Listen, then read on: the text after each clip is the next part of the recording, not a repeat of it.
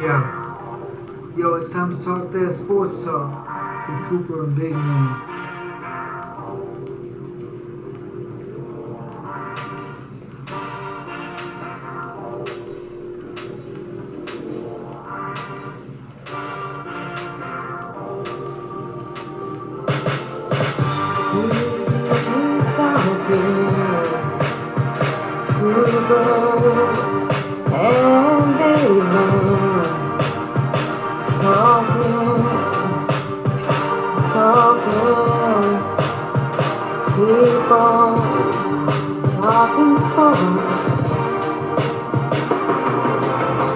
Time to tackle this beat. Don't ever count us out, cause we always kicking out. We go raw to the people and put the smack down on the street. New desperados in town, we going all elite. Mess around, got a triple dipping on them. Circle like OG, slam dunking on them. We got what you want, we got what you need. We bringing the heat. You wanna talk this and that, and we want that whole thing shut. You always see us swinging for the fences. So watch out, ladies and gents, when we hit the gift section. And you know we gonna keep you guessing. Tag teaming on these haters, sending up blessings. We gonna keep praying for you, cause you know that old saying, don't hate the player, hate the game. See, that's the thing that separates us. We're on that road to greatness, and there ain't no stopping us. We can go get us, and we're gonna go get it. Shut me down like a no-hitter with 3 balls and 2 strikes, 2 away. We're throwing that splitter, you never seen it coming. Something like an arcade, whoa. We gotta keep the crowd jumping. And if you ain't down with that, we got 4 words for you.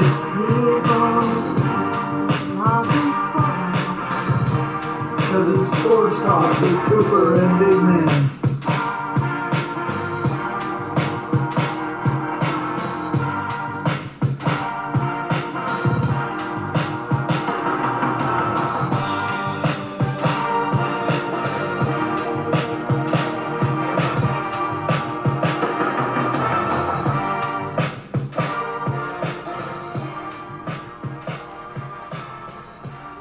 Oh my goodness, ladies and gentlemen, Cooper and Big Man are back. Sports Talk is ready to go. Long break, unfortunately, because we've been dealing with the COVID-19 virus, as I'm sure all of you have as well. So we're sorry for a bit of a delay, but hey, we're still kicking, we're still grinding. We got some sports to talk about. We got WrestleMania to recap. We got the draft. Man, it's been crazy. Anything you want to add, Cooper? Coronavirus. Oh, Lord, here we go. Anyways, yes, coronavirus. Yes, that's pretty much everything going on lately. That's all we ever hear about. That's right. And, I feel bad for people that actually have the virus and going through it and people dying. It's sad, man. I don't know what else to say, dude, but I miss sports. I know that much. I do too, man. It was great. We got some relief with the NFL draft. It was the highest rated draft in history, most watched. Really? Yes. Over 55 million views. That's awesome. Of the NFL draft. The NFL draft was simulcasted with ABC, ESPN, and NFL Network. ESPN and NFL Network tag team the NFL draft. So we had. Yes, I remember because you were telling me it was tripping you out. It was, dude. It was like, wait a minute. I'm like, that's Daniel Jeremiah. He's on the NFL Network. What's he doing on ESPN? What is going on? If those of you who saw the first night, unfortunately, I didn't know about the first night because I did work that night. So I was a little tripped out when I was telling him about it when I watched the draft that morning when I came home from work, since I do work the night shift. Anyways. Freaking vampire. I know, right? Because basically that's all I am. Anyway, so that freaked me out a little bit. But hey, it's all good. It's all glory. We are about ready to have some fun. Let's kick off with that NFL draft. Let's do it. All right, man. So first up on the board, we had the Cincinnati Bengals take Joe Burrow out of LSU. Big shocker there. Right. In any other draft, I would say that Burrow, even though, yes, he played great in his last year, probably wouldn't have gone number one. I believe he only really went number one, not because of the year really he had, that helped, but because he's an Ohio kid and Cincinnati was number one. Yeah. I think that's where honestly, the reason why he got drafted. Otherwise, the health issues with Tua didn't help him. Also, plus, Herbert didn't have that great of a year. But I think if Herbert or Tua had a better year, or Tua wasn't hurt, I think Tua would have went number one. But still a great selection for Cincinnati. They got their quarterback of the future. I do think he's actually going to be an upgrade over Andy Dalton, who was actually released earlier today. So Dalton's a free agent, but an upgrade nonetheless for the Bengals with that first pick. Kind of crazy. Andy Dalton's been there for years, dude. Yeah, not surprising though. So he didn't do as well. That's what happens. You get replaced. Right. All right. Pick number 2 on the night was to Washington. The Redskins selected Chase Young, defensive end out of Ohio State. Probably could have gone number 1, but like we said, Cincinnati really needed a quarterback. Quarterbacks usually go number 1 when it's this heavy on quarterback. So even if Cincinnati wasn't there, someone would have tried to trade up if there was a team there that didn't need the quarterback. So yeah. So I think we would have had a quarterback go number 1 regardless. I'm a little surprised about number 3 and number 4 not trading down, because I think they still could have got their guys where they drafted further down. But I guess Miami or I keep calling them San Diego. The Los Angeles Chargers. Oh, he hates it, you guys. I do. I hate that thing. He hates it. They're not Los Angeles. They go back to San Diego where you're going. Anyways, neither of them offered a trade big enough for them for Detroit or New York to fall back. So Detroit, with staying at number 3, selected Jeff Okudah, quarterback, Ohio State. They needed that. They traded Darius Slay to Philadelphia. They didn't want to pay Slay, so I don't blame them. And Okudah is still a big receiver. I think he's got shutdown capabilities. So I think that was a good pickup by them. I'm a little surprised with New York's pick, though, at number 4. They picked Andrew Thomas, tackle out of Georgia. A lot of people thought he was actually still a first-round tackle, but not as worthy as the number 4 overall pick. So, still a first-rounder, but some think that might have been a little bit of a reach. We'll see. You never know. You never know. I mean, last year they might put a fire under him, man. Right. Last year they selected Daniel Jones at number 6, and a lot of people thought that was a complete reach, and he played pretty well. So we'll see. Yeah. And then, of course, as some of you already know, Tua Tagovailoa went to Miami. So, hey, baby, we're going to be going down to Miami every once in a while to catch a game. Because we do like Tua. I mean, you know, we played at Bama. We can't knock him for that. I was rooted for him because I thought he was cool, and I think Oregon screwed up and missed out on him. So, you know, yeah, it was nice to see him actually thrive, and yeah. It sucks that he got hurt, but it's good to see that he's going on to the NFL, and we get to see some more Tua. Yeah, absolutely. And then, of course, our guy from Oregon, Justin Herbert, went to San Diego. Los Angeles Chargers. What was it? Can you say that again? Los Angeles Chargers.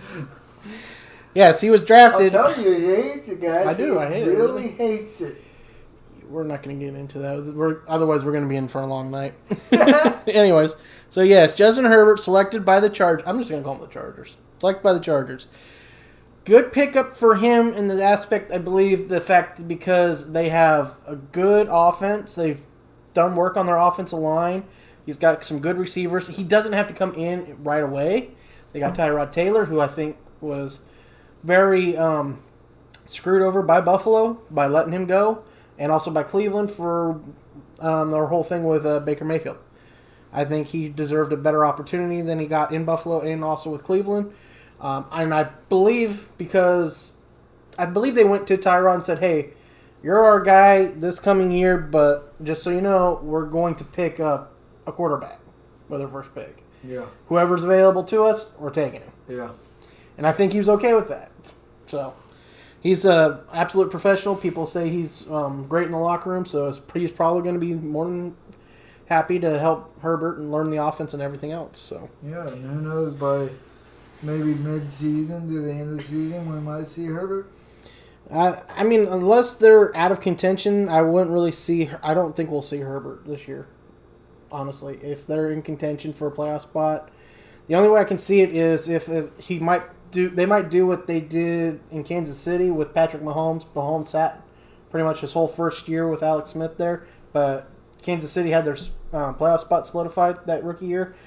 At week 17, so they couldn't either move up or down regardless of a win or a loss. So they went ahead and let Patrick Mahomes play to give Alex Smith a week off, since they had a wild card anyways. Yeah. So they went ahead and let him play, get him game experience. I think that's the only way we'll see Herbert, unless of course there's also an injury. Knock on wood. I don't want to see anybody get hurt. Absolutely not. That's not really fair to Tyrod Taylor. He's been an absolute professional everywhere he's been. So I believe he deserves the chance to show the team what he's got, to either be there a couple more years to help Herbert along the way, or to sink or swim. Honestly.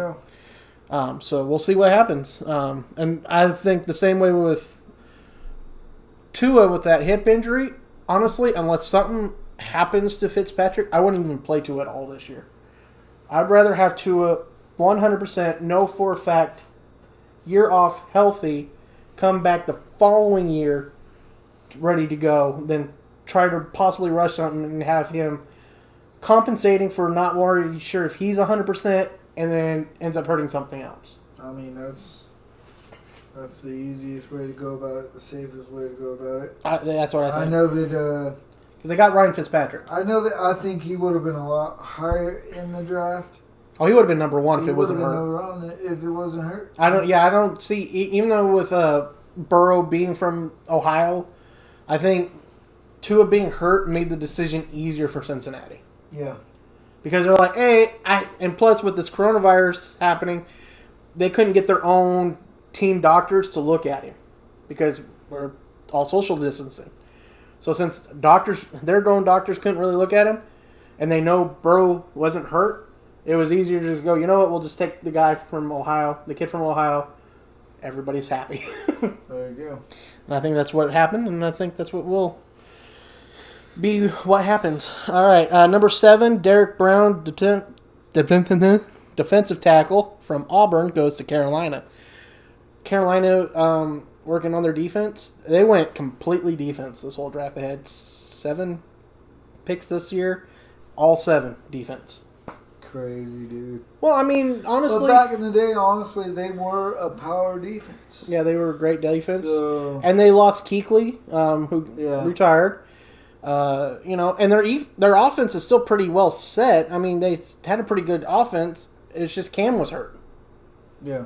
And Kyle Allen really wasn't the answer for quarterback. They got Teddy Bridgewater in the offseason. I think you pretty much, unless Bridgewater unfortunately gets another injury, that should solve your quarterback at least for 5 years. Yeah. Because Teddy's, I think 27. Yeah. 27, maybe 28. I'm sorry, I haven't looked it up, but I'm sorry. I wasn't really planning on talking about his age. But he's young enough still where unless he's injured, you should have at least 5 good years out of Teddy Bridgewater. So, and they still got Christian McCaffrey, which is, his Terminator. Yeah. Freaking little white boy. He just keeps going. I'm like, what in the world? He's the White Lightning. That's right, man. Black Thunder, White Lightning. Oh, wait. That was a Major League 2 ploy. Major League 2 plug, baby. I love it. All right. What's up with it? Number 8, Arizona took Isaiah Simmons, linebacker from Clemson. This kid, I watched him. Yes, Clemson didn't win the national title against LSU, whatever. But Isaiah Simmons is a freak of nature, man. Oh, he ran sub 4.5 as a linebacker, and I think he weighs like 225. I'm going to get his stats here. Just give me a second here. Load up. He's going to be a beast. Oh, I'm sorry. He's 238 at 6'4". 238. And he ran... Oh, I'm sorry. I forgot. He ran sub 4. He was 4.39. At 6'4", 238. That's just like not even heard of at that height and that weight. This kid is a freak of nature. That was a great pick. I give it to Arizona. Congratulations, you did it. When you're in a speed like that, you're like, how short are they? Right? How short are they? I'm 6'4", 238. You're what? How skinny are they? You're what? You're 6'4", 238? And you ran what? What? That's beast mode. Dude's going to be a freak. Oof. I am scared in the NFC West, baby. Oh, and I also got another reason why I'm scared, because they got freaking DeAndre Hopkins for their freaking quarterback, so. The Rams are screwed, people. And we didn't have a first-round pick. Anyways. So, yeah. That was a great pickup for Arizona. And Jacksonville did what everybody thought they were going to do. They selected a cornerback because they got rid of both their cornerbacks. Yeah. We have one of them. The Rams have one. Yep. We got Ramsey. They got a kid who's local, so that helps. C.J. Henderson from Florida University. Or University of Florida. That will be very helpful. I think C.J.'s got the capability of being a good corner. We'll see, though, because he did have a little bit of burn issues by the receivers, but he is playing the SEC. No one's 100%. You can't lock down everybody. Yeah. No one's expecting you to be Deion freaking Sanders. Well, that's what they all want to be, but you know. Well, yeah, but it ain't happening. He ain't going to be Deion. And Deion still got burned occasionally. His battles with Jerry Rice were unbelievable. Oh, yeah. Fun, too. Because he just talked, and Jerry's just like, my God, will you shut up? Jerry was quiet. Anyways, number 10, Cleveland picked Jedrick Wills, tackle out of Alabama. Shoring up that offensive line. That's what Cleveland needed to do. Start shoring up that offensive line because Baker needs more than freaking 2 seconds to freaking throw the ball. So that should help. Same with the Jets. Shoring up the offensive line, taking McKay Becton, tackle Louisville. I actually had Becton on the Madden game. I like him. He's fun. You know what's sad, though, too? What? Is those guys don't get enough credit. Offensive line does not. They don't. Offensive line. If That's it wasn't why I for hated them, there playing wouldn't it. even be a game, dude. That's why I hated playing it. I hated offensive line, right guard. Ugh. I wish I was a defensive lineman. If I'm not going to be a lineman, I want to go kill the quarterback, not protect him. Right? Let me go kill him. Yeah, he's got some anger issues, people. Yeah. Anyways. Number 12. This was a little bit of a shock by everybody. Henry Ruggs goes to... I have to say, I forgot. They're Las Vegas, and I almost said Oakland. I'm not used to that. That's going to take some getting used to. Poor Oakland. I feel bad for them. Twice they lost the freaking Raiders. That sucks. Anyways, Henry Ruggs. The reason why this was a surprise, even though he was the fastest receiver coming out of the draft, was no one thought he would be number one, the first receiver off the board. Everybody thought it would be his teammate, Jerry Jeudy, or Oklahoma wide receiver, CeeDee Lamb. So this surprised a lot of people. But it's Las Vegas Raiders. Just say Raiders. It's Just gonna the be easy. Raiders, bro. Just say the Raiders. The Raiders love speed and someone to take the top off on the defense, and he's got the speed to do it. So man. That's the reason why they went with Henry Ruggs. So Tampa Bay did the smart thing, getting what people actually thought was the best lineman in the draft, Tristan Wirfs, tackle out of Iowa. Yeah, they need tackles. They needed tackles. They needed to boost up that offensive line because they got old man Rivers. I mean, Tom Brady playing quarterback now.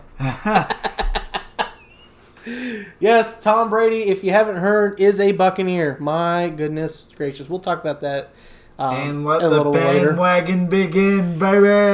Yeah, Cooper. Nope. Not I. I'm still one. I'll still go to Tampa just to see a game. Yeah. Preferably against the Rams and Aaron Donald. I've always liked Gronk, so you know. Yeah, Gronk came back out of retirement and now he's a Buccaneer. He's a Buccaneer now. I might actually buy a Gronk jersey just because. Just because. And we're in Florida, so you can get away with wearing it. That's right. And screw the Patriots. So. Anyways, Tampa Bay did trade up with San Francisco to get this pick. It was pretty much a a switch of positions because it was 14 to 13 and 14 or 13 down to 14. I believe they only had to give up a fourth rounder extra to get the pick, and so that's where we're at with that. San Francisco then picked Javon Kinlaw, defensive tackle from South Carolina. The rich get richer in the NFC West. Bullcrap. All we need is San Francisco taking. Basically, San Francisco trades away Buckner to Indianapolis, and all they did was turn around and draft a defensive tackle to get cheaper. Like, what the heck is that? Yeah, I'm happy for DeForest Buckner because, yes, he was just in a Super Bowl. Indianapolis is good enough.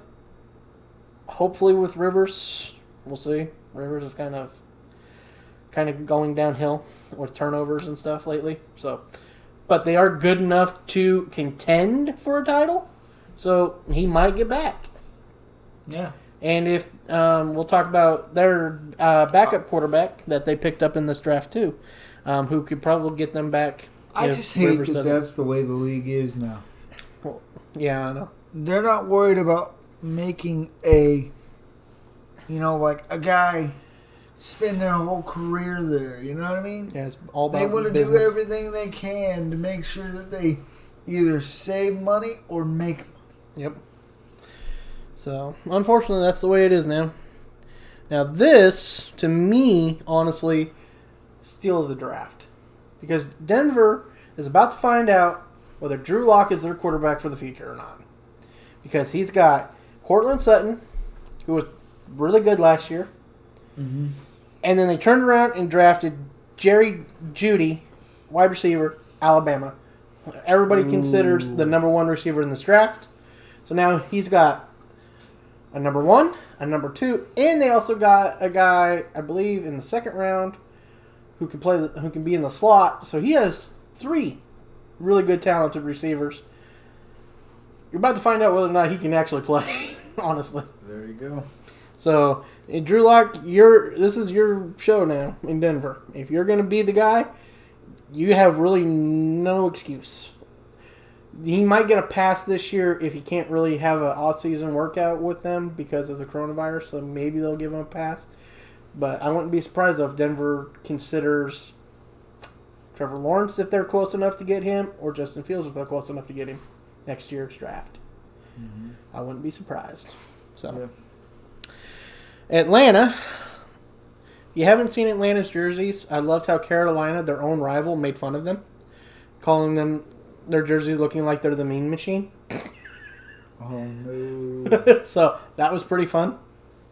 We're going to see if that actually makes Atlanta irritated or not. What's that look like anyways? I didn't see that. They kind of look like the Mean Machine. I'll show you in a little bit. And then, of course, they picked A.J. Terrell, cornerback Clemson. A lot of people thought A.J. Terrell was a late first, maybe early second round pick, so they kind of figured it's a reach, but we'll see what happens. You never know. Some people pop. So, and of course, this pick, Skip Bayless loved to hell because he's an annoying Cowboy homer, and he's also a fan of Oklahoma. So he was just all sorts of giddy Friday after the first round. Dallas Cowboys select wide receiver, Oklahoma, CeeDee Lamb. And he was all about them Cowboys. I was like, my God. Thank God Shannon can't choke you out right now. Like, seriously, if he could make that show all about the Cowboys, he would. It basically is all about the Cowboys. Yeah. It's either Cowboys or Tom Brady. That's all the show basically is now. Why are we calling it Undisputed with Skip and Shannon? It should be called Cowboys and Tom Brady with Skip and Shannon. That's what it should be called. No more Undisputed. Can't call it that anymore. I don't know how Shannon puts up with it. Shannon tries to get LeBron James in there. You know, he's got his own homerish things, but, I mean, at least LeBron tries to get something in there. I mean, shit. Anyways, Miami back on the clock at number 18, picked offensive tackle Austin Jackson out of USC. This one was an interesting pick for me because I liked the backstory on Austin Jackson that they talked about. His younger sister had a medical condition. I can't remember what it was called, but basically she needed a bone marrow transplant. And he was only a 5% likely, I believe they said 5% likely chance of matching her. Mm-hmm. And luckily he was. And he saved his sister's life by giving up bone marrow. That's awesome. Yeah, for his sister. So, that's just, I love those stories like that. So, oh yeah, makes me all happy. Yeah. Anyways, back on the clock was the Raiders, and they took Damon Arnett, cornerback, Ohio State. They needed a corner, and they got one. So. There you go. And Jacksonville on the clock again took K'Lavon Chassian. I can't remember how they pronounced his name. Got me, bro. Yeah, I know. Edge rusher out of LSU. This kid was actually really good, so not surprised by the pick. They needed an edge rusher. I think they've solved that right there. Philly, with a little bit of a head scratcher, took Jalen Rieger, wide receiver out of Texas Christian University. I only say it's a little bit of a head scratcher because there was actually a lot of wide receivers that were considered more talented. Like who Minnesota took with the next pick, Justin Jefferson, wide receiver out of LSU. So it's like, okay, Philly. I don't know what you're doing, but okay. Let's see. Then at 23, the Chargers traded back into the first round with New England to select Kenneth Murray, linebacker out of Oklahoma. They needed defense, and that helps.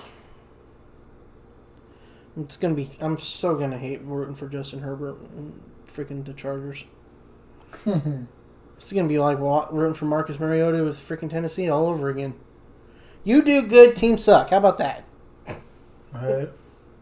Sorry, it's just the way it is. I just can't root for a team that freaking cries like a little kid in a freaking grocery store. But the question and is, gets away with it. The question is, wait.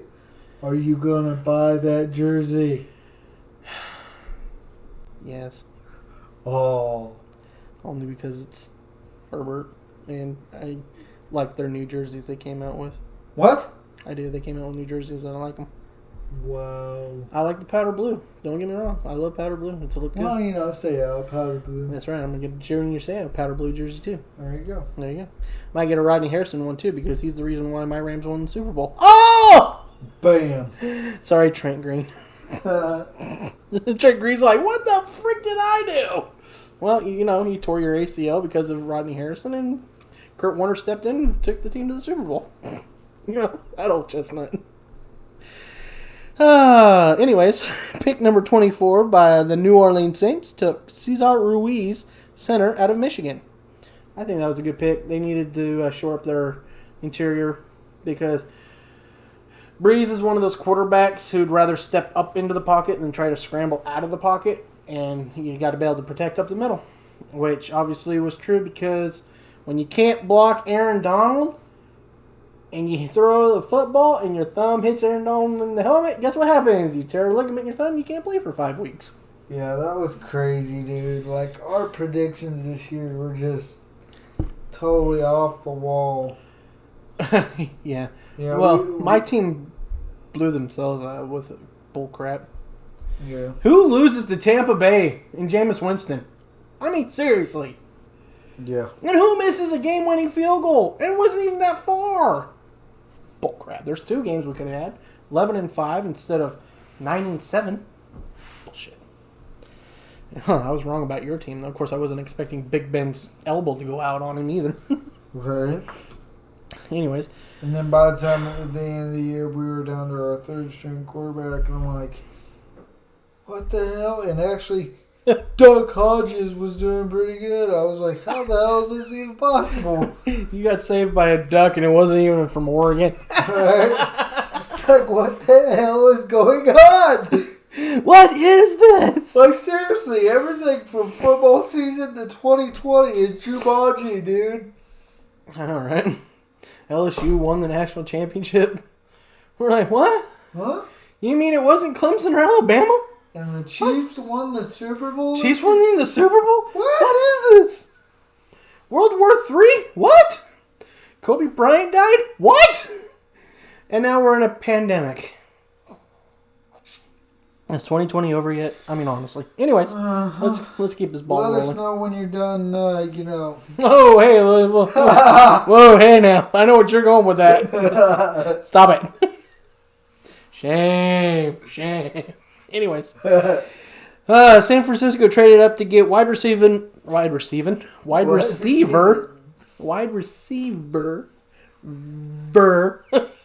Brandon Ayuk, wide receiver, Arizona State. He is this reason right now that Oregon didn't make the playoffs last year. So you don't like him? I respect the hell out of this kid, actually. I'm more pissed off at our corner who kept getting burned by him. Yeah. I'm just like, what the hell? How do you keep getting burned by this guy for freaking 40, 50-yard plays? Yeah. Come on.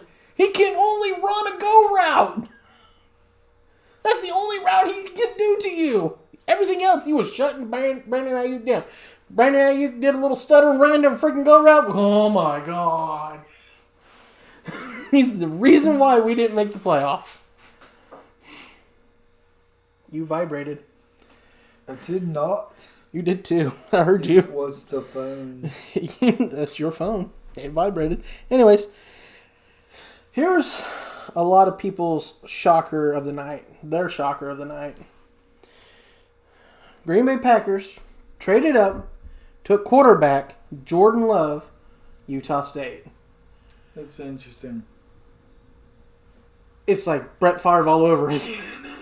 Right. The only difference is he wasn't one of the top 2 quarterbacks in the draft. He did free fall pretty far because some people had him going in the top 10, maybe top 15. So he did free fall pretty far. But the Packers didn't just let him fall to him. They jumped up to make sure they got him. Unlike with the whole situation with Aaron Rodgers in 2005, where he free-falled from number 1 all the way to 24, and they just went, I guess we take Aaron Rodgers? There you go. So, that old chestnut. And then Seattle took Jordan Brooks, linebacker, Texas Tech. I've heard a lot of good things about Jordan Brooks, so that's probably a good pickup for them. They could probably use some linebacker depth. And I know Bobby Wagner's getting kind of close towards, not real close to the end, but he's getting to that point where he's not going to be as effective as he once was. Yeah. But still effective enough to make an impact on the game. It just sucks to say that about people we've been watching for years. I know, right? Makes us feel old. Fair, dude. Makes us feel old. Of course, it also made me feel old when the Rams hired a head coach that's the same age as me, too. Yeah. Anyways. Then Baltimore picked up LSU linebacker Patrick Queen, Lamar Jackson. I was combining his name. Jamar Laxon. He'd be laxing right now because he dubbed Patrick Queen Ray Lewis 2.0. And the way that guy hits, and I've seen his highlights in some of his games at LSU, he might not be wrong. And what's the matchup we want to see here? Rams-Ravens. Super Bowl. I know that, but what I'm saying is Lamar Jackson versus... Anybody? Lamar Jackson? Lamar versus... Oh, yeah, we do have a cornerback in this draft who was taken a couple rounds later, and his name is Lamar. So, we will possibly have a Lamar... Could be intercepted by Lamar Jackson. There you go. I think it would be even funnier if we could find a photo with him with a teammate that was also last name Samuel. Wow. Samuel L. Jackson. If you have not seen that picture go around, look it up, people. Lamar Jackson at Louisville. He had a teammate with the last name Samuel. There's already someone else on the team with the last name Jackson, so Lamar Jackson had an L put on for his Lamar initial, so he was L. Jackson. His teammate purposely sat next to him. Someone took a picture, and it said Samuel L. Jackson. That's just That's amazing. That's just amazing right there. All right. Number 29, the Tennessee Titans. They're still in Tennessee, right? There's so many teams moving. I don't know who's where anymore. Yeah, they're still there. Okay. They picked up tackle Isaiah Wilson from Georgia. Tennessee, you got rid of Marcus. I don't care about you anymore. You're so mean to me. I don't like what they did to him by sitting him last. Yeah. At the end of the season, So and they can kiss just my front whatever, butt. dude. They can kiss my front butt. All right. Then the Dolphins' last pick of the first round. That's right. They had 3. Because somebody's team had to trade for Minka Fitzpatrick. Yeah, but what grade did we get in the first round? Bite me, Snoopy. Ha! So did my team. My team got an A for it. Because we had Jalen Ramsey. Well, there you go. So, Anyways. They picked up cornerback Noah Igbinoghene. Cornerback Auburn. I'm not even... You want to try? No, I don't. You want to try? Try. Try that last name. Yeah. Noah can we press play on it? We'll say his name. I don't know. Anyways, we're moving on. Miami picked up another corner. They've picked up... That's just like third corner. They picked up... They were hurting for corners, people. They picked up Bryce Jones from Dallas as a free agent. They picked up... Who else did they pick up? Some other guy. I can't remember his name off the top of my head. And then they drafted one. I mean, if you... They're trying to start a no-fly zone, apparently. Minnesota picked up Jeff Gladney, cornerback from Texas Christian University. And then the rich just keep getting richer with the Kansas City Chiefs taking Clyde Edwards-Helaire. There you go. So how about them apples? Running back LSU, if you don't know that. So not too bad, not too bad. I'm going to do a little bit of breakdown real quick on the teams. If you haven't, obviously I haven't done this in a while. Because I can't say crap right now. Alright. Obviously, if you didn't know, because I can't speak clearly, Tampa has Tom Brady, which is just lame, and Gronk. So Tampa's been improving. Lucky punks. Jacksonville is basically Jacksonville. I don't know what else to tell you. We don't know what they're doing. I mean, you guys went from conference championship to back to the bottom of the cellar in 2 years? 2-3 years? It's kind of sad, honestly. Yeah. Yeah. Anyways. My team's still trying to hold on for dear life. Your team is interesting. I don't know what your team's intentions are quite yet. Because you seem like you want to try, but at the same time you're kind of like, it is what it is. I think that's how it is in life anymore. It's what it's starting to seem like your team's acting like, though. They're like, it is what it is. Right. We'll go 9-7, 8-8, or we'll just sink like a rock. Or we might surprise the crap out of you and we'll go freaking 13-3.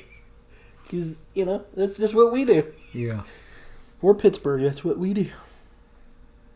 It also depends on what Big Ben feels like doing that year. There's that. All right. So a little update with the second round since we have 2 teams we didn't cover in the first round. Our teams, basically, because everybody else still had draft picks that we cover.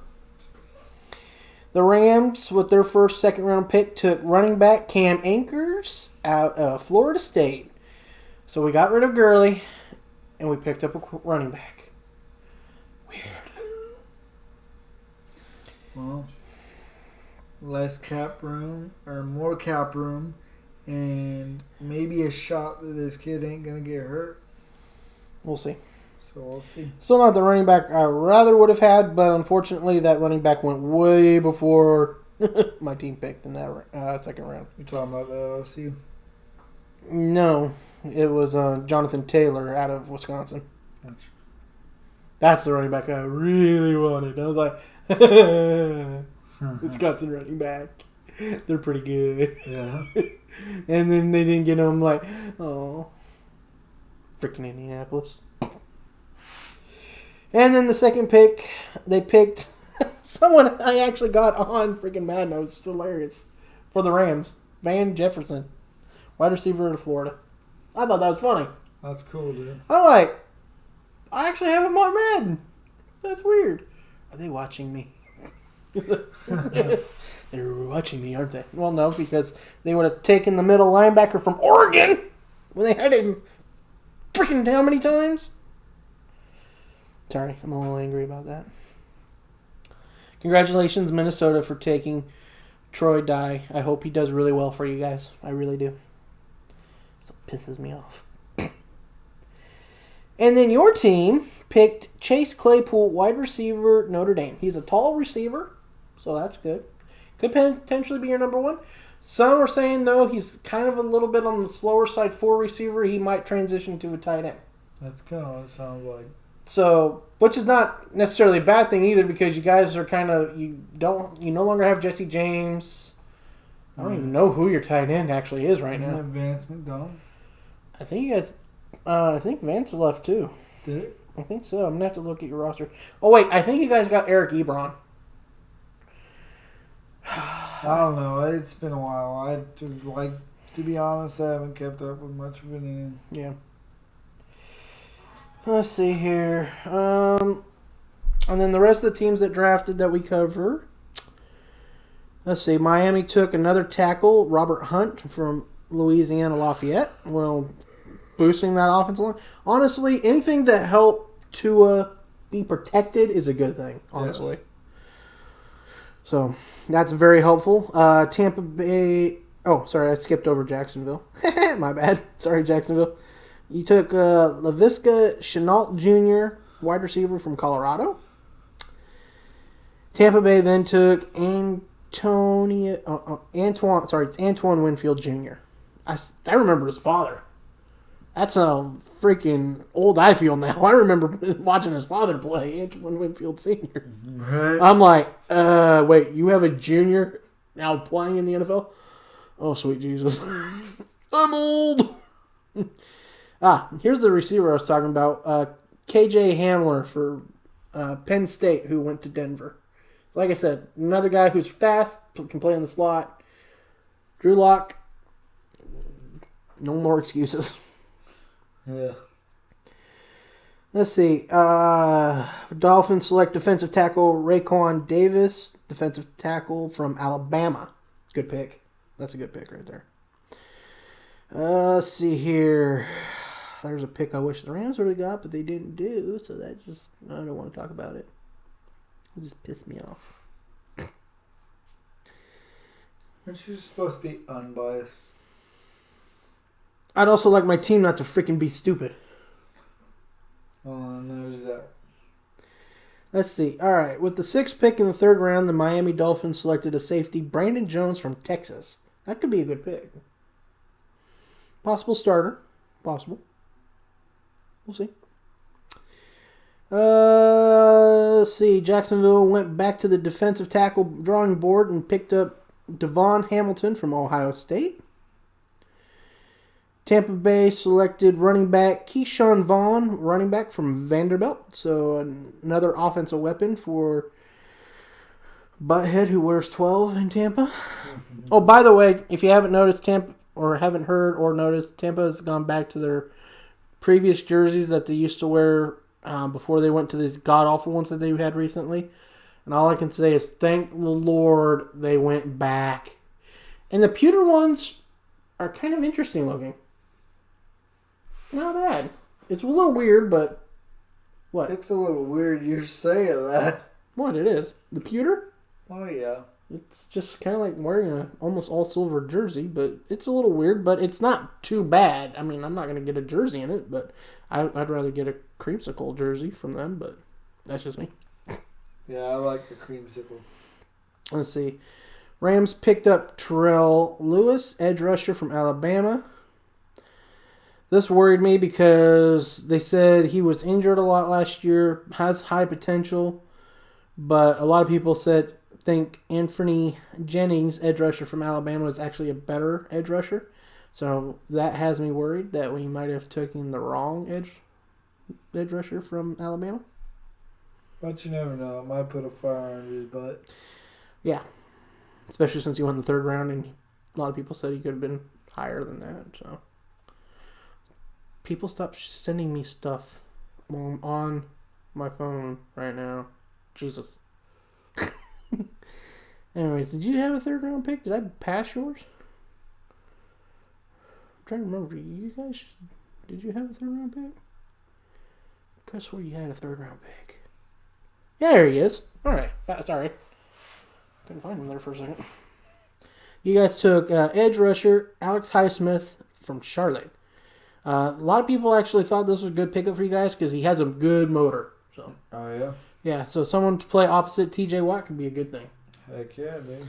So, and then the Rams selected Terrell Burgess, safety. This is what pissed me off because we could have had Troy Dye at this pick. Instead, we picked the safety who's going to move to the slot position. Bullcrap. That's my team, though. Oh, and then the fun part is we still had a chance to get Troy Dye, and then we traded down, and we lost him in the fourth round to Minnesota. Anyways, fourth round, Dolphins select Solomon Kinley, another offensive lineman, guard from Georgia. Just trying to shore up that offensive line as much as possible, which they needed to do. So hopefully this is another good step towards doing that for the Dolphins. A lot of people are probably going, well, wait a minute. What about weapons? Well, you still have Devontae Parker. You still have Mike Gesicki, tight end. Yeah. So, hello. He's got some weapons, but he also doesn't want to be scrambling for his whole life either. Don't they have a running back too? Yeah, probably. That's so nice. I know, right? Probably. Jacksonville, the 10th pick in the fourth round, took Ben Barch, tackle from St. John's. This University of St. John's is in Minnesota. They made sure to put that in there. I'm just saying, St. John's. Minnesota, eh? He's from Minnesota, eh? Yep. Let's see here. Here you guys are. You guys took running back from Maryland, Anthony McFarland. Because why not? I don't know. I mean, Connor kind of did not do so well down the stretch last year, so maybe it lights a fire under his butt a little bit. Let's see. So then the Rams traded out of 126 with Houston, which then allowed Troy Dye to fall to 26 in the round at 132 to Minnesota, which made me mad. And then right before we picked, the Steelers picked again, Kevin Dotson, guard, Louisiana Lafayette. And then my team, for some reason, you know what? Let's take a tight end. Because we already have two, let's have another one. Wait a minute. You got Tyler Higbee and Gerald Everett. Why do you need a third tight end? And you also have Johnny Munn. What am I missing? I don't know. Don't ask me things. My team does weird things. At the 31st pick, Jacksonville picked Josiah Scott, cornerback from Michigan State. Then at pick 34, they got Shaquille Quartermain, linebacker from the U, or as people should actually call it, the University of Miami, and stop calling them the U, because they're not the U. You weirdos. And that's it for that round. Round 5. I'm trying to remember one of these rounds. I think it's the round 5 that the Rams don't pick, and there's another round I think you guys don't pick. Let's see. Miami picked Jason Strobridge, defensive end from North Carolina. Jacksonville picked Daniel Thomas, safety from Auburn. Tampa picked Tyler Johnson, wide receiver from Minnesota. I just realized I wasn't saying any of the Falcons picks. I forgot we covered the Falcons. It's all good. Miami select Curtis Weaver, edge rusher from Boise State. And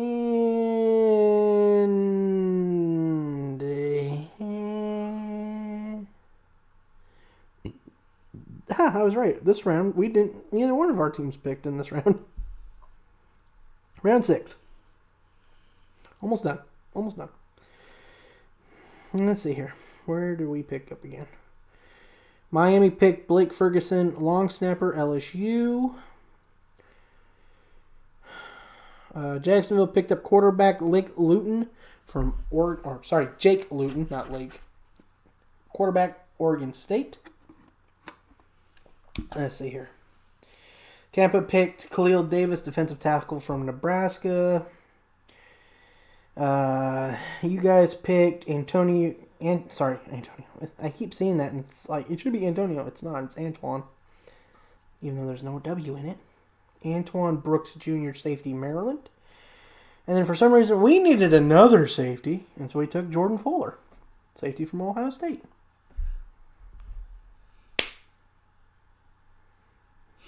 Because I'll never understand my team. Jacksonville then picked Tyler Davis, tight end from Georgia Tech.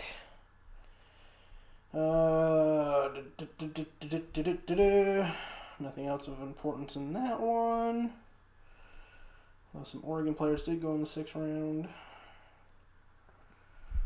Let's see here. Our teams that we covered, KJ Hughes. No. Where was the Dolphins in this one? Dolphins must have traded their pick somewhere. Jacksonville picked Chris Claybrooks, Memphis corner. And you guys picked Carlos Davis, defensive tackle, Nebraska. So that's Pittsburgh's pick. The Rams picked Clay Johnston, linebacker from Baylor. And my phone started being weird for a second. I didn't want to scroll. Tampa Bay selected Chappelle Russell, linebacker from Temple. And my phone's been weird again, not wanting to scroll. Then Tampa selected another player a few picks later. Raymond Kalis, running back, Louisiana Lafayette. Then the Dolphins select Malcolm Perry, wide receiver from Navy, which is kind of cool to see one of our military guys selected. Military Academy guys selected. So and this is the first year they're being the first year selected, where right? they're not selected, that they're allowed to bypass their 2-year commitment. Oh, that's right. That's what that was all about. Yeah, their 2-year mandatory commitment to the branch of the military that they serve. They can go right into playing professionally. And then the Rams took Sam Sloman, kicker from Miami of Ohio. The Miami University. Oh.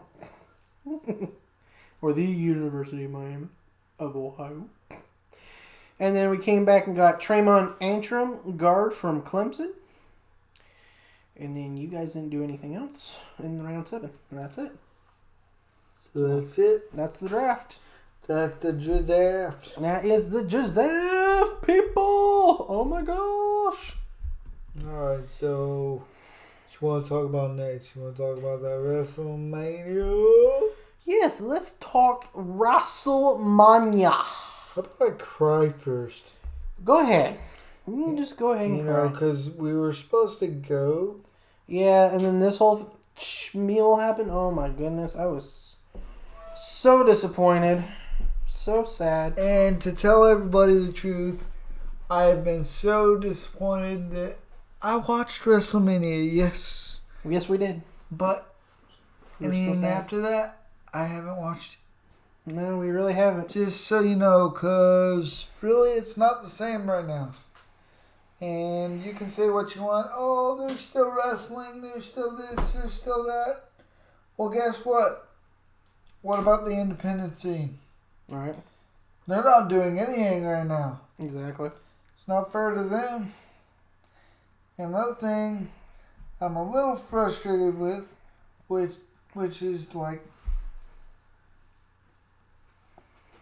I understand the show must go on, but right now with everything going on, how is it the wrestling is okay, but something like baseball isn't? Right, and I understand that. Or golf. Heck, I take golf right now. Well, they're about to have a golf event. So, I mean, you know what I mean, though. It's just like... Not much of a golf event. It's Tiger Woods versus Phil Mickelson with Tom Brady and Peyton Manning involved. It's going to be weird. I might watch it. I might not. I don't know yet. It depends. They say it might be another pay-per-view one. I'm like, yeah. But I figured I'd let everybody know that, yes, I know the Money in the Bank's coming up. I don't know crap about anything going on right now. All right. Because I haven't been watching nothing. Not even AEW, so I couldn't tell you anything going on there. I do know that Matt Hardy went over there. I know there's talk. I don't know if he's even got there yet, but EC3 might go over there. Zack Ryder might be going there. Because WWE released, what was it, about like almost 20? Oh, dude, people were freaking out that they released that many people. But I'm like thinking, why are you guys tripping? They don't even use the people they're releasing. Right. I mean, really. I mean, y'all wanted to bitch about Gallows and Anderson, but they didn't really use them either. Right. They were just AJ's henchmen. Yeah, that's basically all that they're being used for. So, losing the titles to Street Profits, and that was it, basically. And they were supposed to be, the best tag team in the world? Yeah. They won the cup this year, didn't they? Yeah. Well, they're no Young Bucks, so. Right. So, let's get diving into those WrestleMania results. Yes, let's do that. How about the one that surprised me, and I said from the very beginning, if she had won, seems like a step down for her.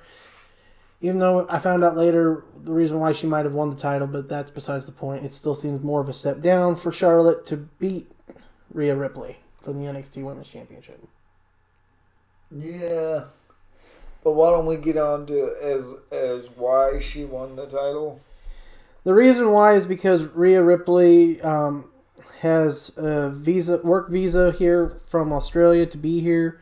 She was needing to go back to the country, but her work visa was going to expire and she was not going to be allowed to leave. And she also had a mandatory quarantine for 2 weeks by returning to Australia.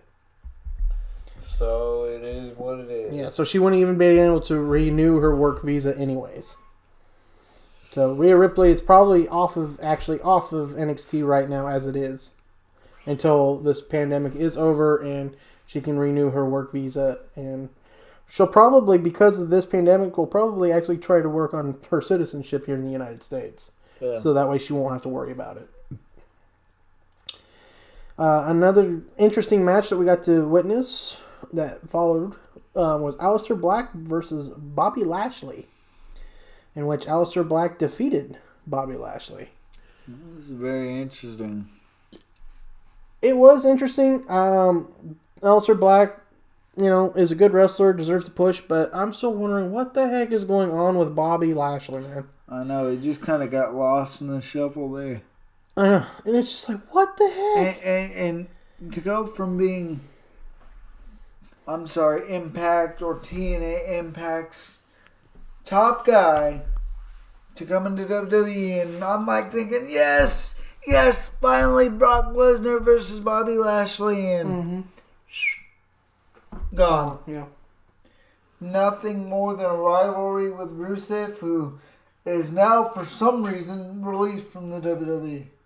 Like, he's the only one I'm thinking, like, why? Because I honestly think he's a good wrestler. He should be like top tier, mid tier type guy. Yeah, and Rusev actually did a lot of work to change his body because he was, unfortunately, on the side of where he was a little bit on the too heavy side. Yeah. Not really built well. He took some time off because, sometimes you get those injuries where you're actually just taking time off. And he got into great shape. When he came back, I was like, that's Rusev? Dang, he did good. He got down, he slimmed down. And he was still a powerhouse. He won the fans over. And to go from being complete heel to Rusev Day, you got to give the guy props. Yeah. That was good. He did a lot of good work. I mean, to see what they're doing with Bobby Lashley right now is just... Right. It's sad. And it is, because Bobby Lashley deserved better. I wouldn't be surprised if Bobby Lashley's contract comes close to an ending whenever it does, and he just says peace again to WWE. Yeah. Honestly. Because they pretty much are doing to him what they did to him the last. Yep. Which is terrible. It sucks. Yep. But, like I said, good for Aleister Black to get an over not match. saying... I love WWE content. Mm-hmm. Don't get me wrong, okay? But there are so many people on the roster that when everything dropped with all these people being released, like everyone's like, oh my God! I'm like, dude, you guys don't realize this happens every year? I mean, every year. Maybe not to the extent. I think what surprised people was the amount released at once and not over a time period of months. Because usually they do it like within 3 months. There's a couple releases. Increments of releases. But they dropped like 20 some odd. But you got to think with everything going on right now, they want to shorten their roster. Yeah. Make it more compact, yeah. Compact, tight-knit type thing. Mm-hmm.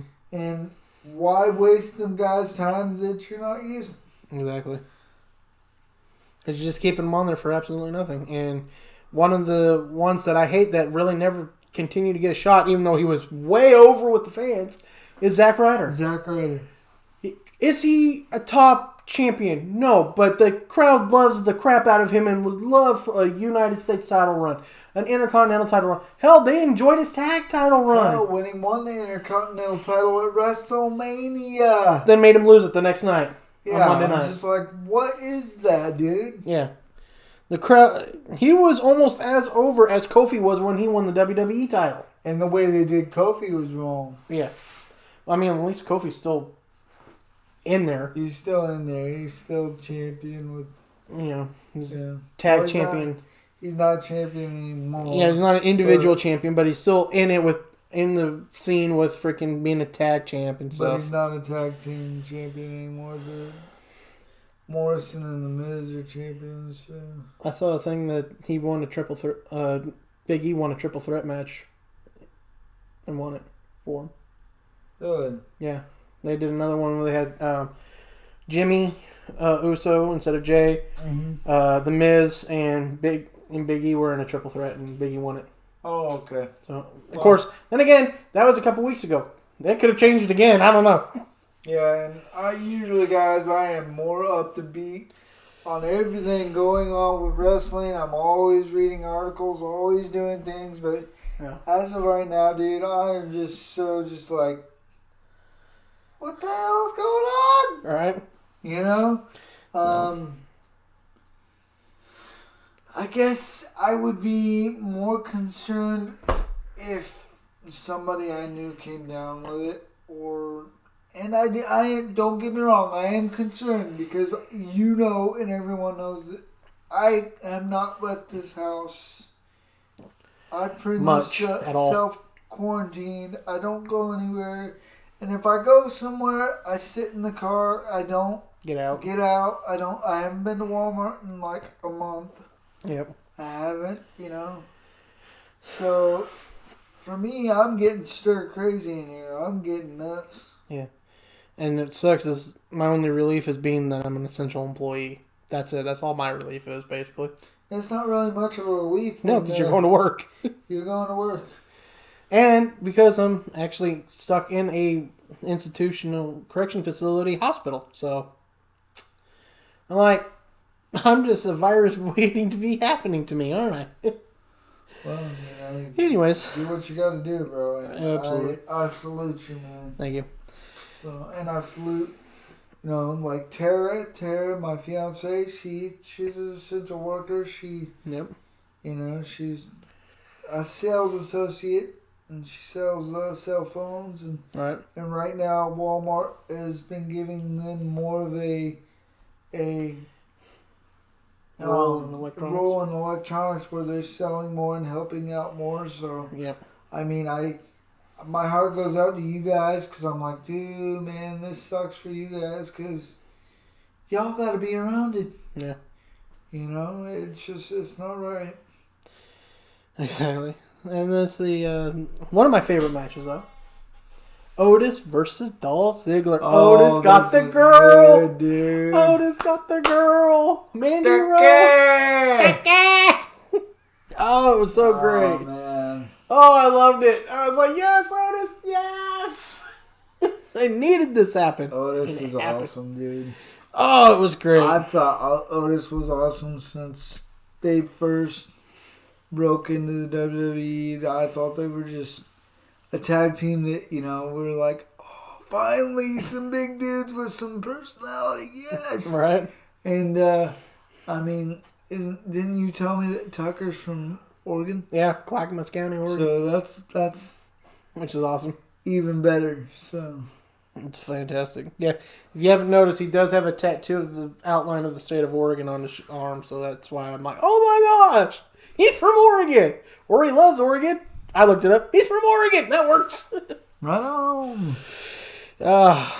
And one of your favorite matches was the return of Edge. Oh, dude, this match was A last man standing match versus Randy Orton. This match was crazy. They beat the hell out of each other. And I thought it was fitting that Edge ended it with a concerto. Yes. I'm like, he's not pinning him. I'm like, he's gonna do the concerto. He's gonna do the concerto. Do it. I know it's a last man standing, so I'm like, but he needs to do it. yeah. And he did it. It was fabulous. I just loved it. It was awesome, dude. The whole match, they were all over that place. It was amazing. I mean, even in the freaking performance center where they're in there around the dang freaking Weight room machines and shit and jumping off of shit, and I'm like, what? Right, like when Edge used that pull-up bar to freaking kick To Orton. catapult himself onto him. Oh my like, God, it oh, was like- dude. Yes. This is so much entertainment. And they beat the hell out of each other. I'm like, worth it. Would have been great to have been there, in my opinion, but whatever. Yeah, I think that was the hardest part. Is just watching it, knowing that, hey, that was where we were going to be this year. And, everything we've done on our podcast lately was all Wrestling. And it was, like, supposed to be our big event. Yeah. We were really excited, really just, it sucks, everything going on with this pandemic. And to be honest, I don't know how bad it truly is. I mean, to be honest, I'm not trying to pay attention too much to Right. numbers and all that other crap. I'm trying to stay focused in on how can I better myself right now. Right. And how can I keep myself calm in this situation. So, I mean, I've kind of cut myself off from as far as like the news media. I've cut myself off from that. Yeah. I just realized I've been reading part 2 of the WrestleMania instead of part 1. Oops. So we're going backwards, apparently. I'm going backwards. Cool. All right. Raw Tag Team Champions, the Street Profits, defeated Angel Garza and Austin Theory. Big shocker there. Right? Especially when you didn't have Andrade as part of the match anyway. So, Yeah. whoop-de-flipping-do. SmackDown Women's Champion Bayley defeated the other 4 women of Sasha Banks, Naomi, Lacey Evans, and Tamina in a fatal 5-way elimination match. Good for her. You were excited. I'm always a Bailey fan, dude. I still want to hug her. Come here, Bailey. I don't care if she's healed. She can slap me, whatever. I'll give her a hug. Yeah, just give me a hug first, and then you can slap me. Yep. You got a hug for Bailey. Okay. Oh! Do it again. Like, it was worth it. Totally worth it. Slap me again, please. So. Wow. Anyways. And then one of the weirdest matches, The Fiend, Bray Wyatt defeating John Cena in a Firefly Funhouse How match. the hell do you even call this thing a match? I'm sorry, but at least with The Undertaker and AJ Styles, they made it look like a fight. This was just crazy. And just, it wasn't even cool. I don't care what people say, oh, it was entertaining. Well, yeah, it was entertaining, but it ain't nothing we would have actually seen if they actually had a match with people there. All right. They took advantage of the situation and did what they did with it, which... Yep. Well, they technically did that with the Boneyard match, too. But at least they made it look like a fight, dude. Yeah. This was just like... I'm glad I wasn't... Never mind. All right. Like Stanley Kubrick was freaking... I'm just glad I didn't have any of that extra how you doing in my system. Right. Because I really wanted to know what was going on. And for the love of God, Cena, get a haircut. Right? You What look is it? weird. He looks like Ernest, bro. I know. Or an over-steroided short version of JBL. Who, by the way, I was pretty excited when he did some commentary at WrestleMania. I don't care. I missed JBL commentary. He wasn't too bad. Yeah, big man likes him. I'm kind of like whatever. A commentary. Didn't care for him as a wrestler, but on commentary, he's not too bad. He's kind of like JR 2.0. Yeah, a little bit. Yeah. All right. Then we had the moment that we've all been waiting for. We've been begging for this to happen. And it finally happened. Drew McIntyre slayed the beast incarnate. Yes, he Brock did. Lesnar. I was so excited. The Scottish Terminator. I've never been so happy to root for somebody that I didn't really care for. Tell you the truth, though, bro. What? I actually like him. I know you do. I watched him when he was in Impact. Like, I knew that if he came back with that same character that he had in Impact, if he came back with that attitude, he was going places. Because the 3B dude, he ain't going nowhere. Well, even the Chosen One. Even the Chosen One was... But I think Vince McMahon's Chosen One. One. He was a young kid back then, dude. It scared him, to have that much responsibility. And you know what I mean? I could understand it. Yeah. You know what I mean? So, going back to what he is now compared to what he was then, everything he's done between then and now has brought him to where he's at. Yeah. So I think that's awesome, dude. Because, think about it. Plus improved his build. Exactly. Think about it. We learn from our past. And we think it's never going to get where we want it in life because we're not actually where we want to be yet. Right. But once we get there, we look back and we see all these things that happened that got us to where we are. Right. So I think everything that happened to Drew McIntyre got him to that point to get that title. And I'm telling you, dude, he deserved it. Yeah. And after watching him in Impact, I was like, man, if he comes back with that, that's going to be, he's going to be unstoppable. He's going to be badass. Right. Because it's just it's a different persona about him, which I like. And everyone's like, well, what about Bray Wyatt and The Fiend? Bray Wyatt has always been kind of pushed. Yeah. Drew McIntyre went from being pushed to dropped to mid-card tier to pretty much just, hi, you're here, 3MB. To see you later. Right. Get out of here. And he went and made something of himself, came back, and now he's the champ. Right. That's awesome. Exactly. So, I mean, hats off to him, man. So, and thank God Brock Lesnar is gone. For now. Yeah. He could always come back. Well, yeah, he could. And he's about the only guy that can get away with getting all over Vince McMahon like he has lately. Yep. Because I guess they got into it over the coronavirus. Yeah. He didn't want to do the match or something because of everything going on. And Right. that dude, to me, it's like, okay, you're always looking for an excuse not to be there. Just do this match and get the hell out. So, Right. I mean, I don't care what everybody says. Oh, he's a prize fighter. It's like, I'm sorry, I don't pay to go watch Brock Lesnar. I didn't pay to go watch Brock Lesnar.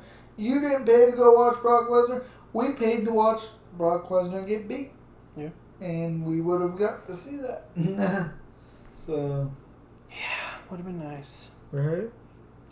It would have been cooler if they wouldn't have just gave you your money back. They said, we're going to hold on to this, and then when this whole thing's done, we'll do a pay-per-view, and everybody that was supposed to be there will have first dibs on the first open pay-per-view. Yeah. That would have been cool. Yeah. Or they could have just held their spot for WrestleMania in Los Angeles next year. Yeah, that would have been sweet. So, but all they did was give people back their money and say, sorry, Right. we're doing it without you. At least they gave us our money back. Yeah. Anyways, let's move on, shall we? We got day one we need to cover. Oh, yeah. We're going backwards in time. Right. Alexa Bliss and Nikki Cross defeated the Kabuki Warriors to become the new women's tag team champions. Awesome. Which was good.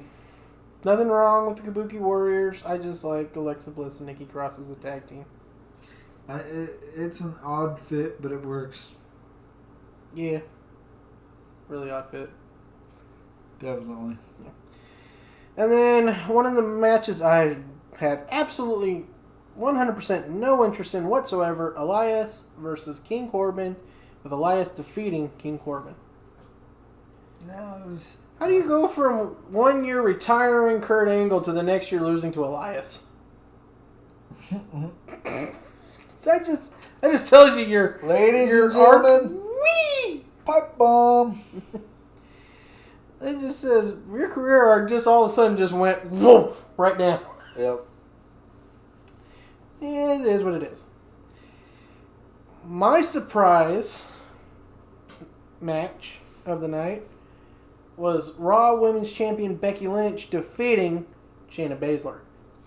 Yes, this match was just crazy, dude. It was insane how well Becky put up on that match. That and she got her ass kicked, dude. So, and her to win, I'm like, what? I mean, I was happy, but I'm like, even Shayna was like, what just happened? We're all like, yay! What the hell happened? Right. We don't know. We're still not exactly sure what happened. Are we supposed to cheer and be happy? This is cool, but shit. Right? And then this bullcrap, Intercontinental Champion Sami Zayn defeated Daniel Bryan. Dumb. Lame as hell. How the hell are they doing this to Daniel Bryan? I don't know. As soon as his contract's over, he's got to go get somewhere he's respected. Because he's very disrespected by WWE. I love Daniel Bryan, man. I think he'd be great in AEW. His comeback story was awesome. Everything that he, went through, and then to come back and be who he was just like, wow. Right. And how they didn't ride that longer, I have no idea. Because you could have rode it the rest of his career. He would have been fine, but you dropped him. Well, not only that, they made him a heel instantly after he came back. Yeah. I'm like, wait a minute. He's freaking over 1,000,000,000% over with the crowd, and you turn him heel like that? The fuck is that? He's not Hulk Hogan. You can't do that. You can't do it. It makes no sense. Especially when the dude, we thought his career was over. And we were all wanting to root for him. And I still rooted for him even when he was heel. But it's just irritating because, like, you know this ain't the way he wanted it. Yeah. Like, why do you gotta kick him over to heel instantly? Like, okay, I'm back. I won my match at WrestleMania. Guess what? I'm gonna start being a jackass. It's like, what the fuck? I don't know. Yeah. SmackDown Tag Team Champion John Morrison defeated Kofi Kingston and Jimmy Uso. Okay, so it was Jay, not I thought Jay wrestled first and then Jimmy. I don't know. Backwards. This is what happens when you have twins wrestling. I just don't know anymore. Yeah. In a triple threat ladder match, I didn't like the way this ended. All three are freaking up there on top of ladders, trying to pull down the belts. They knock Morrison off, but Morrison, holding onto the belts, falls backwards and they rip off. And he falls down with them. Yeah. I'm just like... Because he hit the mat. And they knew it as soon as it happened because they looked at each other like, shit. Mm-hmm. So, I was like, really? That's how it went down?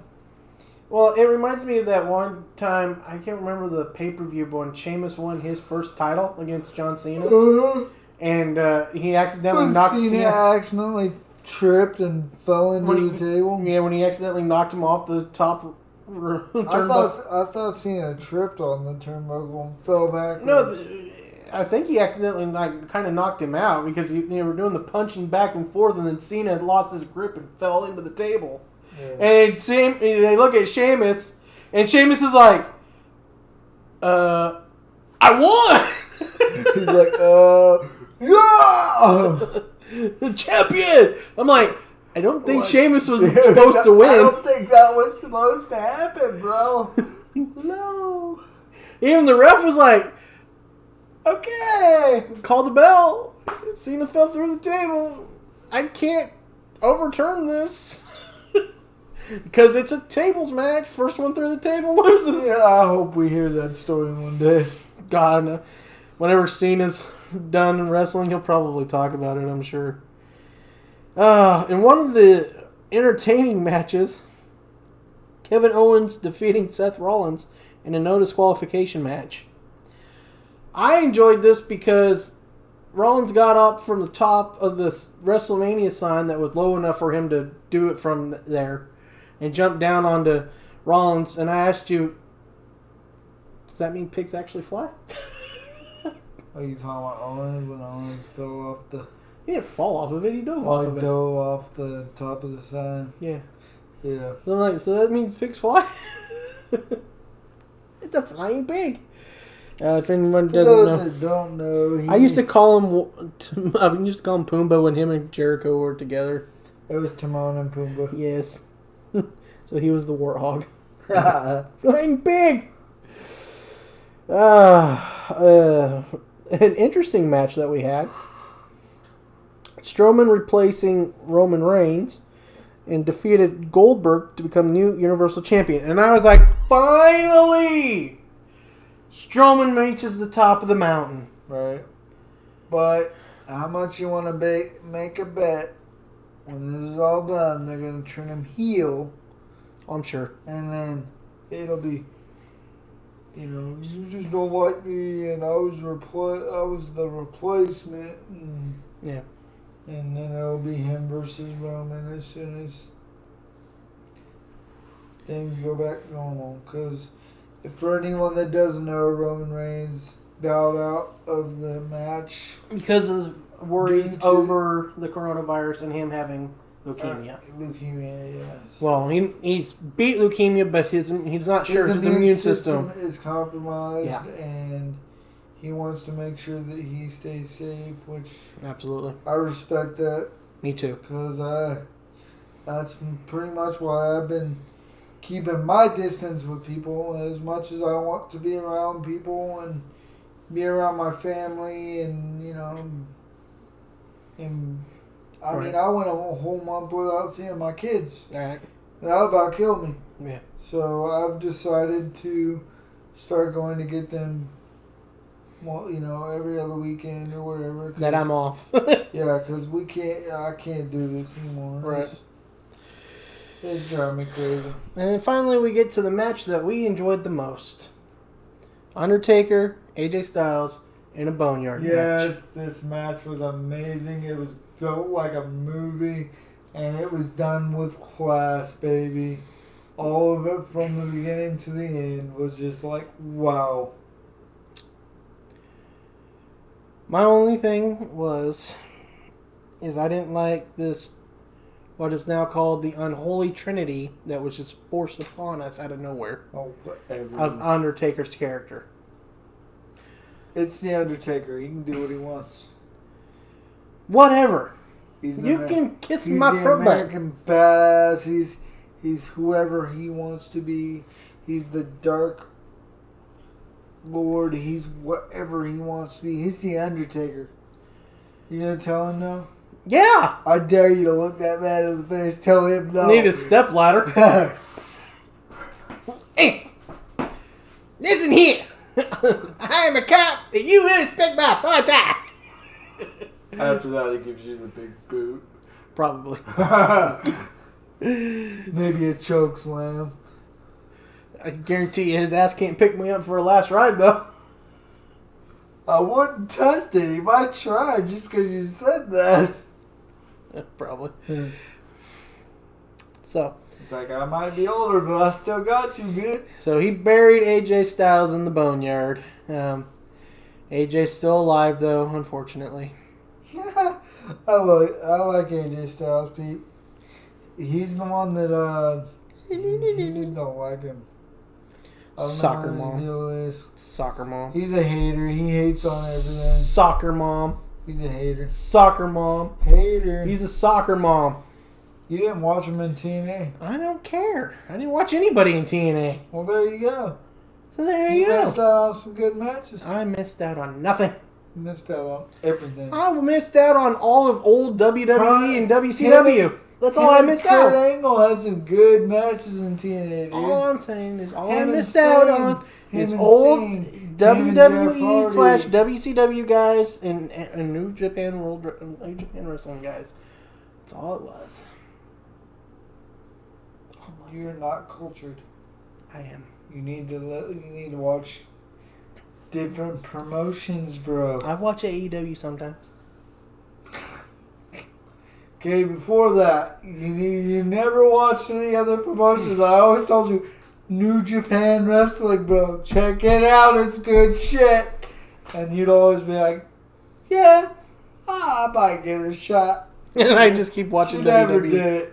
Just watch WWE and, my sports. Then like when the Cruiserweight Classic come out and they come out with Kido Ibushi or whatever his name is, I've seen him in New Japan. All like, oh sweet, he's here. You're like, who the hell's that? Who's this Asian dude? But Anyways, can I do my Undertaker thing what? that I talked about with you before? How I want the Undertaker to retire. Oh, your little the way you want it to go down, how you want him to retire. Yes. Let's do this because this Yes. is a good idea. All right. So since we now know that the Undertaker, if he ever comes back after this WrestleMania, will be the Unholy Trinity Taker, which is basically a little bit of American Badass, Undertaker, and his own personality. Okay, fine, whatever. But I think as an honor and respect to the Undertaker, and I know it's far enough out that we could possibly still get this done because it's in November.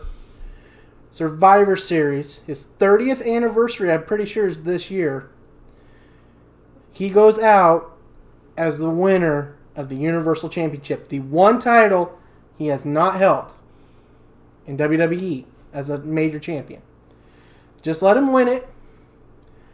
The following Monday night or Thursday night, or Friday night, Thursday night. Well, that was a flashback to when they were on Thursdays.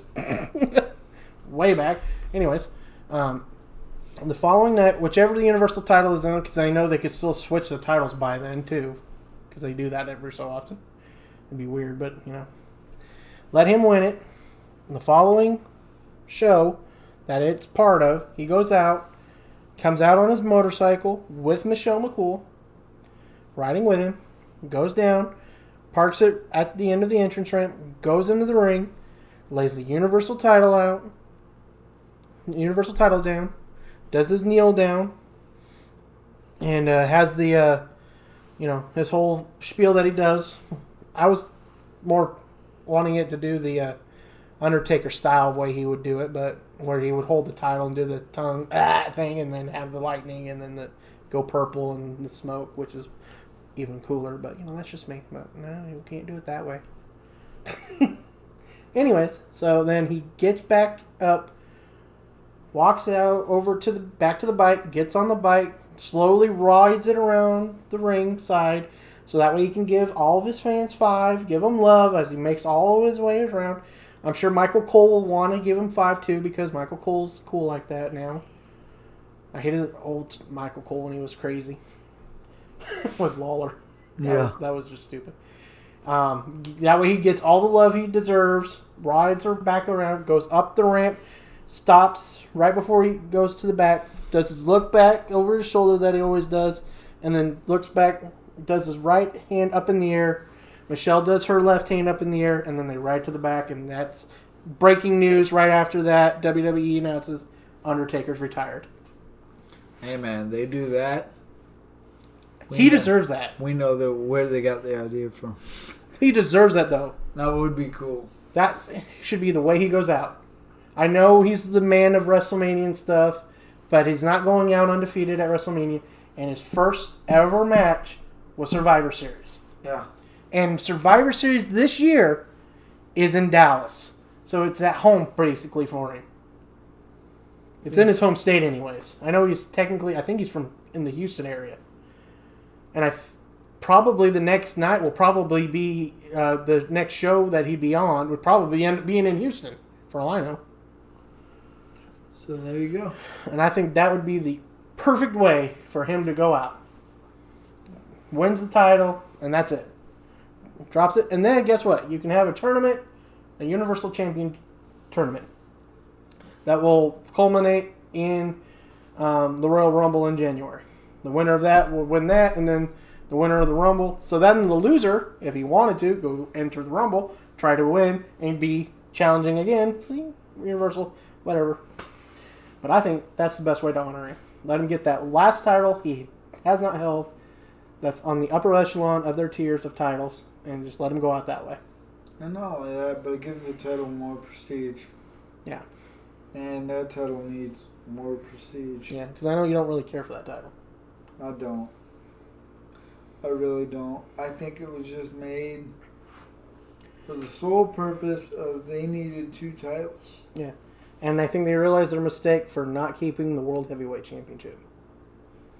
I don't think they do. I think they're happy with the Universal title, but they just... Well, I mean, I'm saying they realized their mistake for combining the WWE World Heavyweight title into one title, trying to run that back and forth between brands, and went, this wasn't a good idea. So, do we technically break up the title and bring back the World Heavyweight, or do we make a new title? And then, of course, because we're all new age, new universe. We're not fans anymore. We're the universe. The WWE Universe, yeah.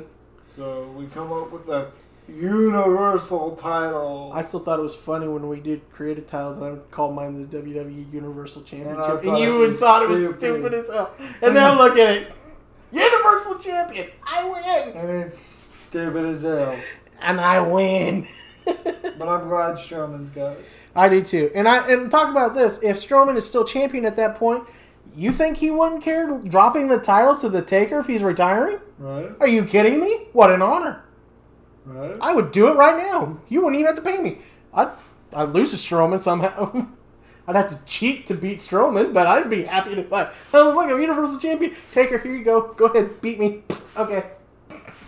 Yep. Because it'd be an honor.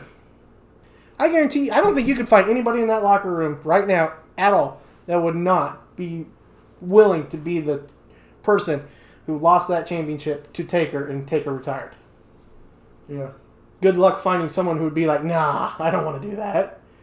Anybody and everybody be like, yes, give me a storyline with Strowman right now if he doesn't want to do it. Let's do this. Right. Yeah, man, it would be a good storyline. I mean, so I mean, come on. we'll see what happens. Can though, right? can you imagine though? I mean, you don't even have to have Undertaker wrestle before then.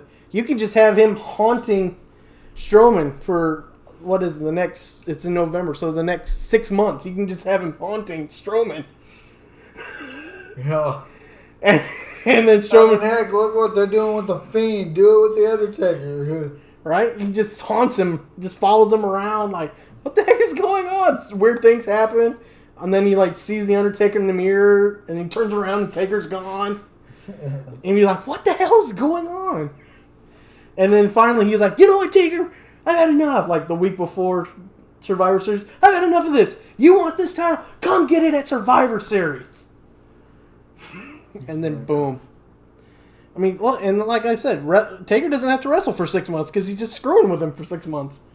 It's not like Taker hasn't done something like that. That's the difference between the Undertaker and Brock Lesnar that I love about the Undertaker. Right.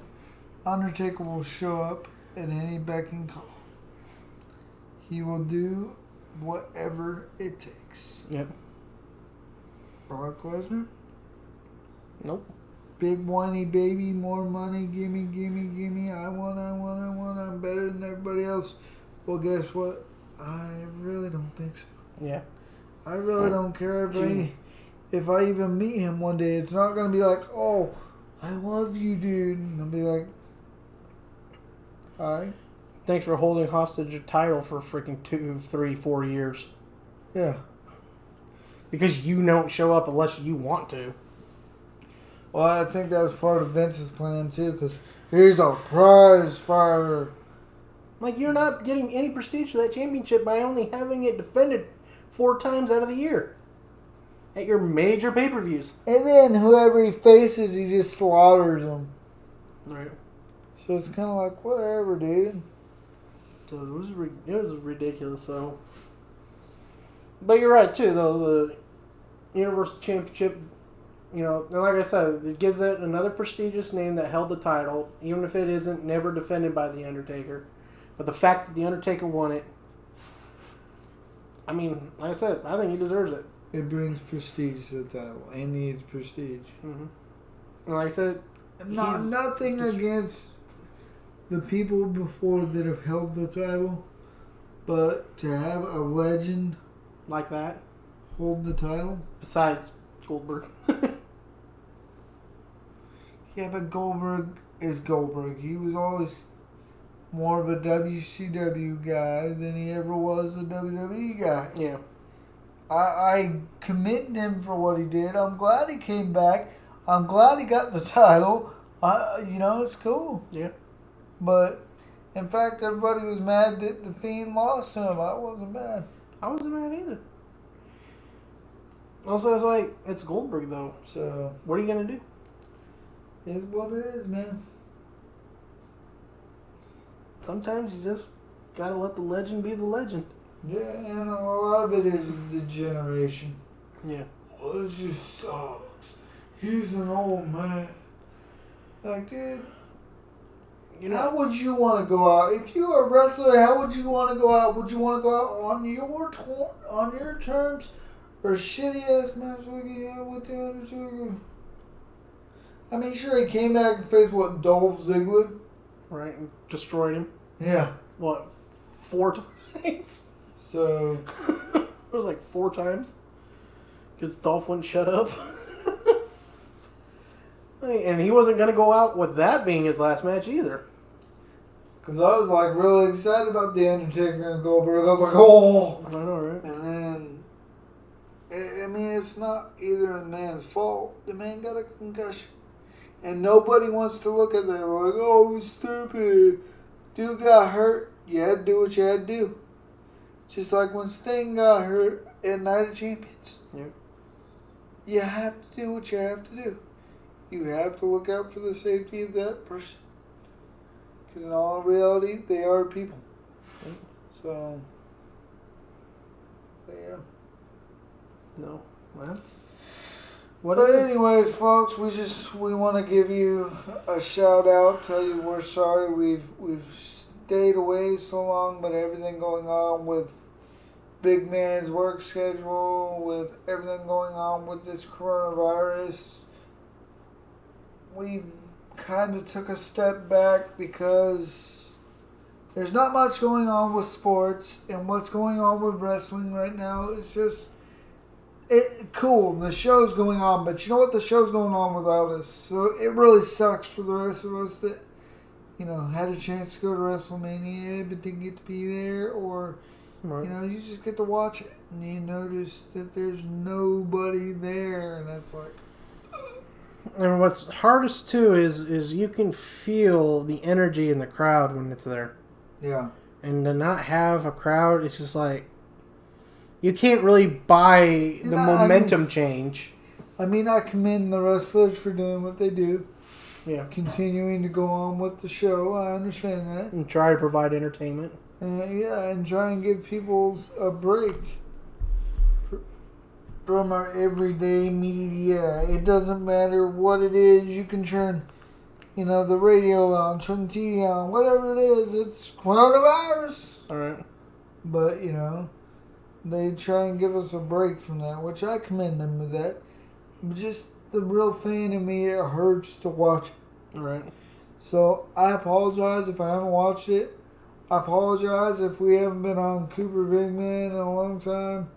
I know this is supposed to be a passion, supposed to be a future business for us, and I pray to God that it does become that. All right. But as of right now, it's been kind of hard to really get my mind in the spot where I want to just talk about sports all day. Right. And especially when there's not much to talk about. Right. So, much love. We love you all. And, I feel bad for the independent scene right now because, dude, that's what I fell in love with last summer is the independent scene, right? The crowd, the way them guys put their body on the line for, for that small crowd. Mm-hmm. And for that chance to maybe one day make it to the show. It's like, what them guys are doing. You know what they're thinking. Because they're thinking like you and I think. Right. We want to be there one day. I know I may talk a lot of crap about WWE. I may say this or that. But that's only because, dude, let me be a writer. I would totally help change so much of it. It would be so much fun. It'd be all amazing. Right. You know what I mean? But in order to have that shot too, you have to go through the motions. That's why I didn't mind starting off in a small promotion and getting the feel of everything going on. It's fun. It's entertaining. It's cool. Any opportunity we get, I'm so grateful. Right. Like when Rick messaged us, see, that's what people don't know. It's like they think we just took this opportunity or we went out of our way to make somebody angry and take an opportunity for somebody when we took an opportunity that was given to us. Yep. And I was so grateful that I was in shock, dude. All right. And I was like in tears because honestly, dude, wrestling is like my heart, dude. She's my mistress. Anything I can do to be around her, just like anything you can do to be around football and all that. All right. That's how I am with it. So, we appreciate the fan base. We appreciate everything you guys have done for us. And, those that are supporting us, thank you. Those that aren't, I got a chip on my shoulder. And when this is all said and done, we're going to prove y'all wrong. Right. Absolutely. So, got anything else, bro? Man, I think we have covered a lot tonight, and I think that will be it for us. So, as always, everybody, it's been fun. We had a good time, and keep on talking sports.